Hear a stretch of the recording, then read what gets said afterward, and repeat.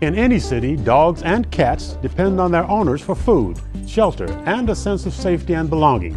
And when animal owners fail to meet that responsibility, it can be a matter of public concern. Dogs and cats can be great company, and despite the occasional bad actor, most of the pet owners in St. Paul want their animals to be good neighbors. Your job as a responsible pet owner begins even before you take in that new member of the family. I think that the choices that people make to be responsible pet owners actually start before they get their pet. They have to really ask themselves, are they ready to have a dog? A lot of people don't realize how much work is involved. Everything from providing it with its daily food and water and training and socialization to daily veterinary care. We're talking about a long-term commitment here with some of these dogs. Smaller dogs can live up to 20 years. And so, it's not something that you want to do on impulse. You don't want to just walk into a pet store, see a cute puppy, and buy it without looking at the long-term consequences that that choice is going to have on you and your family. So you want to be able to provide good training and good structure for the pet, and not in a punitive way. Positive reinforcement, positive training experiences are really important, especially with your new dog, so that you can start establishing that leadership role of the pack. And you've got to be prepared, really to spend a minimum of 1 hour a day. That's a bare minimum. Most days you should probably expect to spend more time than that with your pet, just doing training and socialization things, providing proper grooming, providing nail trims, vet visits, and all those sorts of things are, just part of the dog ownership. Besides these common sense tips, there are a few laws that pet owners in St. Paul need to be aware of. If you want to be a good pet owner in the city of St. Paul or any other city, basically a responsible pet owner, a lot of things you need to know as a new pet owner or even old. You need to license the animal. That's a city ordinance. You need to leash the animal when it's off your property. You need to vaccinate the animal. Those are probably the first three most important ordinances that we have right now. Well, it's important to license your pet for a couple reasons. One, it is a city ordinance in St. Paul. Another is it's an identifying factor for us. If your pet gets lost, we have the information to get that pet returned to you. Another basic ordinance we have in the city of St. Paul is it's called our tether or tie-out ordinance.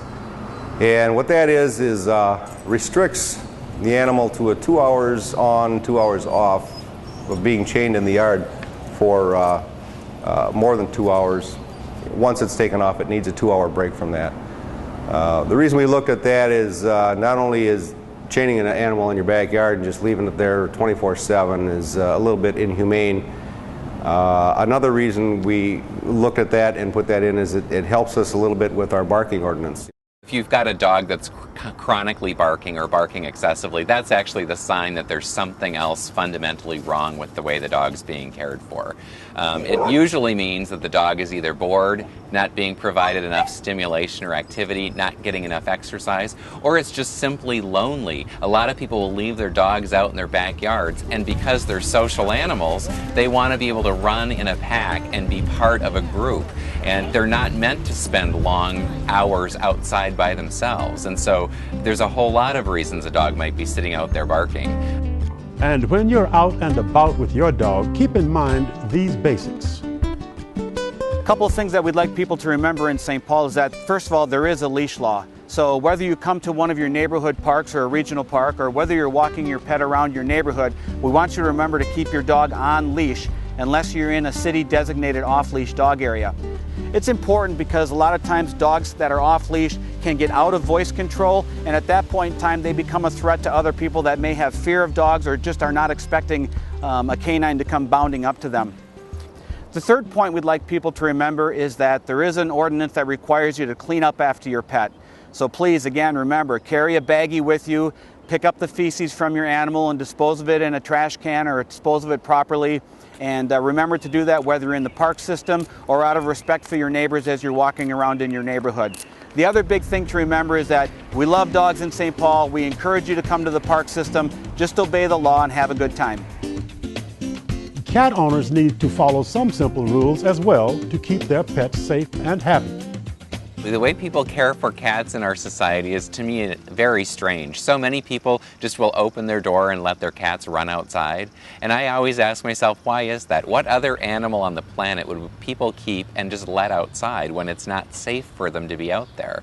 The average lifespan of an outdoor cat is much shorter than that of an indoor cat. And so the first thing that people need to think about when they're getting a cat is to keep it indoors. And again, the spaying and neutering is very important because we have a real overpopulation problem with our cats. If cats aren't provided enough exercise appropriately in their house, they become fat and lazy and overweight and might not live as long. A cat that's provided good exercise inside with a large cat tree or scratching post and, played with a, feather or, any other cat toy in the house is going to be much happier. You're going to have less behavior problems with them and they'll become a much better pet. And you won't have to let them outside because they won't be crying at the door to get stimulation. Follow these basic city laws and common sense tips and your dog or cat will be healthier and happier. You'll be doing the right thing and you and your pets will make good neighbors.